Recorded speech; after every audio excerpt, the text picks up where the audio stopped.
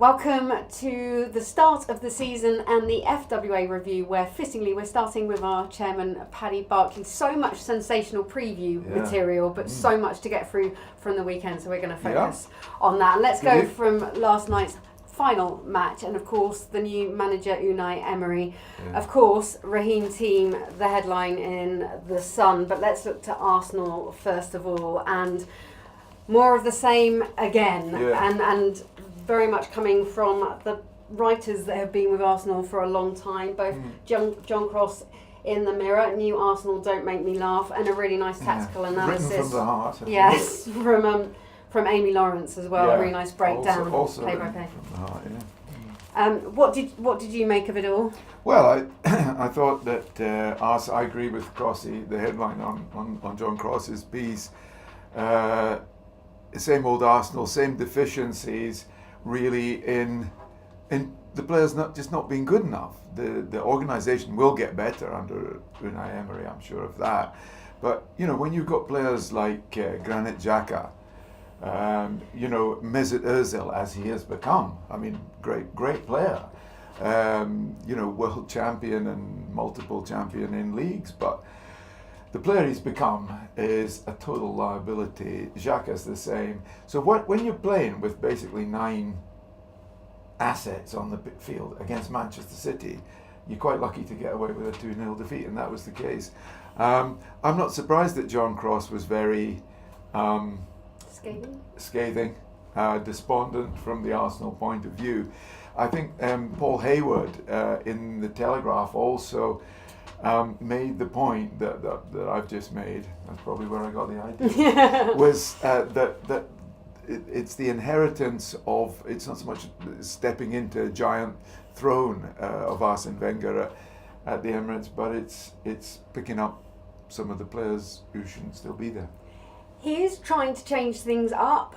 It was also just 2-0, not 4-1. Amazing. And bravery by playing Guendouzi, who you've got a nice story to tell on. Oh yeah, Matteo Guendouzi, who took his bow really for Arsenal, signed from I think Lorient for about 10 million euros during the summer.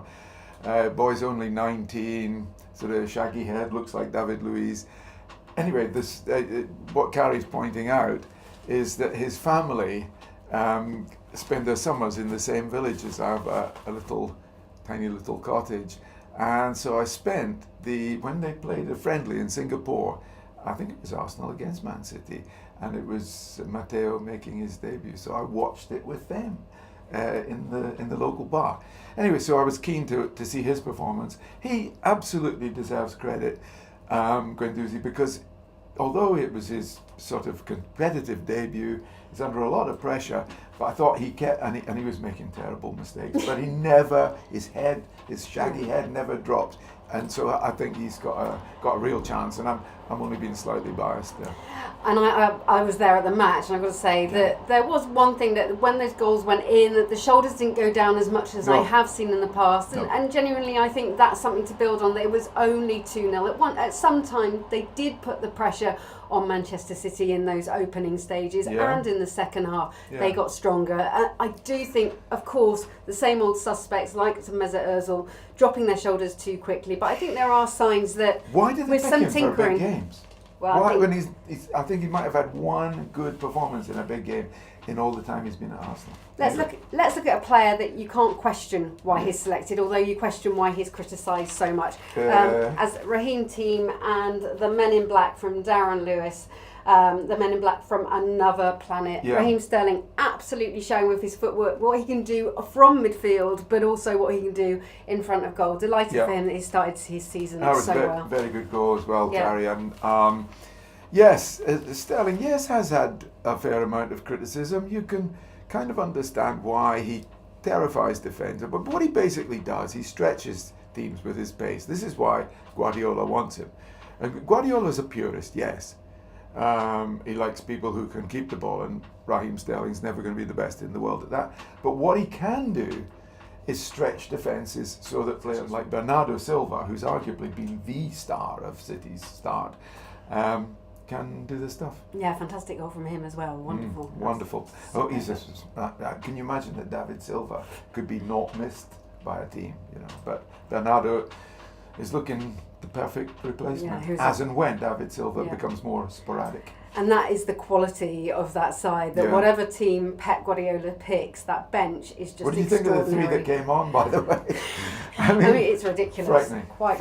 I watched them warming up pitch side before my pre-match, and just the footwork and the skill and the quality of that bench. And when you say it's frightening, it will frighten everybody except... Well, this is the point, and Manchester City are looking over their shoulder, and what a debut for Keita. He is what many have said, what Pogba was expected for Manchester United, and what a star performance. Absolutely. I mean, I suppose part of the reason is that he's known his future for over a year now, Carrie. I think he's known he's coming to Liverpool. He's presumably been watching videos. He's been...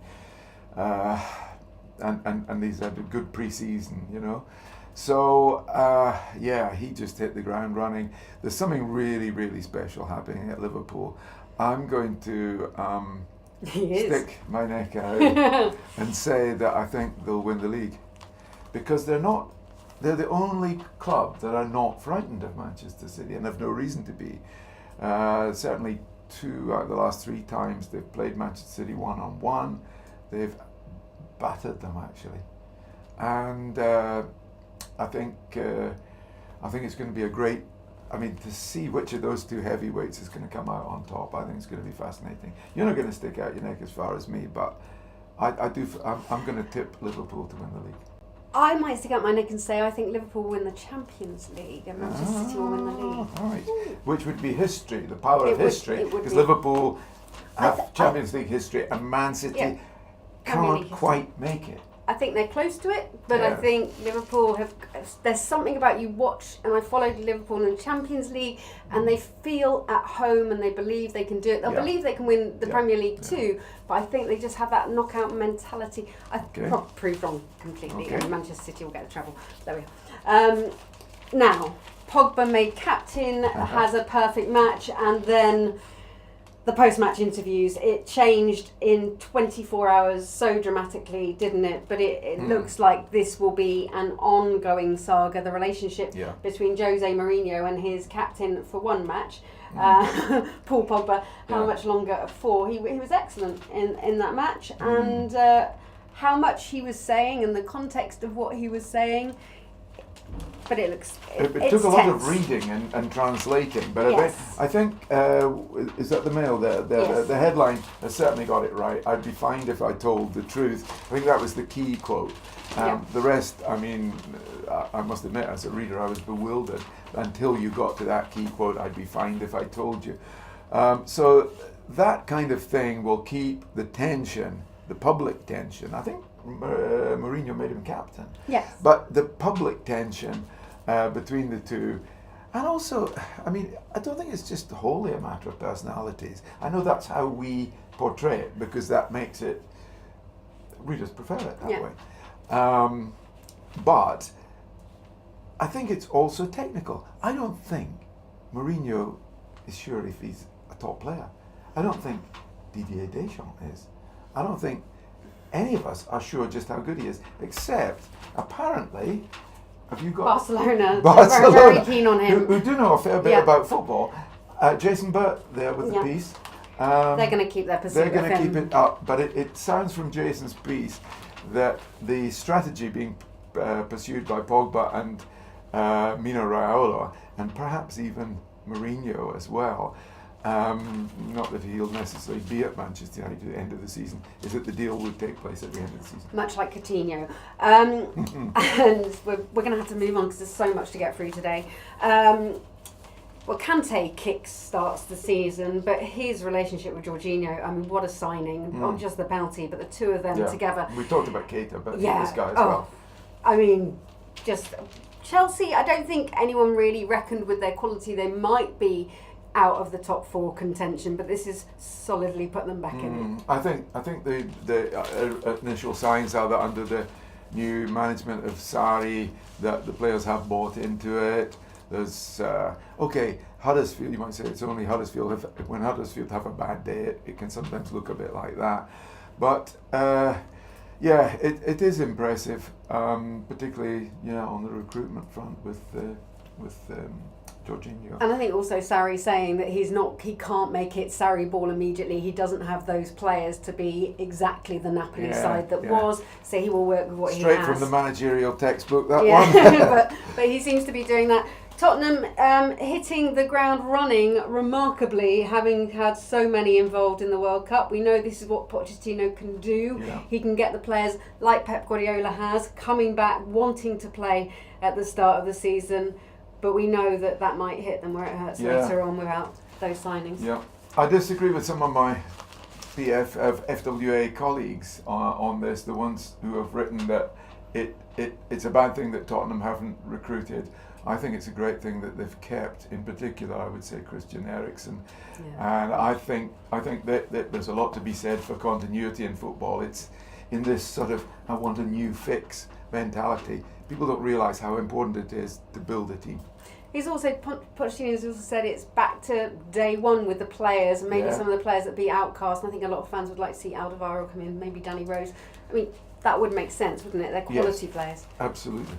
Talking of quality players, we were both at the Craven Cottage on Saturday, and how excited are we about this England talent who could be giving Kieran Trippier a run for his money in the future. An academy recruit from Croydon, from an 11-year-old. What an exciting prospect, Wan-Bissaka. Yeah, Wan-Bissaka, Aaron Wan-Bissaka. I went to Fulham Palace at the weekend. I was blown away. It's the first time I'd ever seen this lad live. I was completely blown away. The only bad news, I would say, for Palace fans and for Premier League fans is that Barcelona, Real Madrid, everybody's going to be looking at this guy, honestly. But yeah, he's bright for the England team. I mean, you mentioned Trippier, who was one of the stars of the World Cup. Not just for England, I would say. We've been contender for player of the World Cup in certain positions. So this guy is a huge plus for English football. Although it was a great game. Fulham for 25 minutes looked like, contenders. But Palace had more nous. They did, but I think Fulham will be a great watch. They will. And I think the promoted teams coming up again, as they did last season, will really give those teams that were just saved themselves last season a run for their money. The likes of Huddersfield might struggle. Yes. Let's look at this remarkable story from Tom Hopkinson as well, that Claude Puel could be out of a job after just 1 or 2 games this season, and that Martinez and Thierry Henry, who had done so well, of course, with Belgium, could come in the managerial. Yeah, I've always felt it's an unfortunate part of the job and not the most enjoyable. Sort of house chasing, but Claude Puel once again under pressure at Leicester. The problem, I suppose, for all Leicester managers now is that the bar has been set so high. Quite rightly, the ownership of the club say, we've tasted this, we want more. We want to win trophies. Maybe they know they're not going to win the league every year, but yes, the bar is set very high, and Martinez and Henry, they had a good World Cup. You picked out this story. I'm not claiming anything because I'm a Leeds fan, so I read it and then you highlighted it. Do you want me to do you want an unbiased view of this? This is it's Jeremy Wilson in the Telegraph.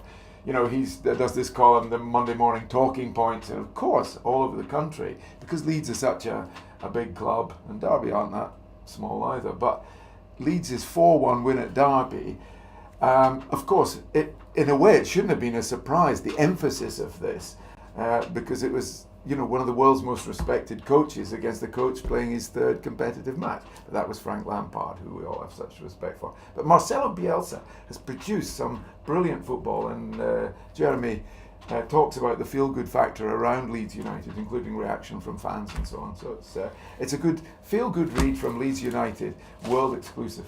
Yeah. Sitting on my hands. World first. David Heitner did a lovely piece about Bielsa as well, about how he's got players picking up litter for the price of a ticket for fans. There's also a lovely piece there's been some lovely pieces about Sarri as well that we've read from Hayward and New York Times. And we wanted to particularly end today with with a lot of writing from the TV critics for one of our FWA members, Alex Scott, who became the first studio analyst for Sky Sports for the Premier League as a woman, and has been not only praised roundly for her unsurprisingly brilliant tactical analysis this weekend, but was also roundly supported in the days building up to her debut. Yeah, which is a good thing.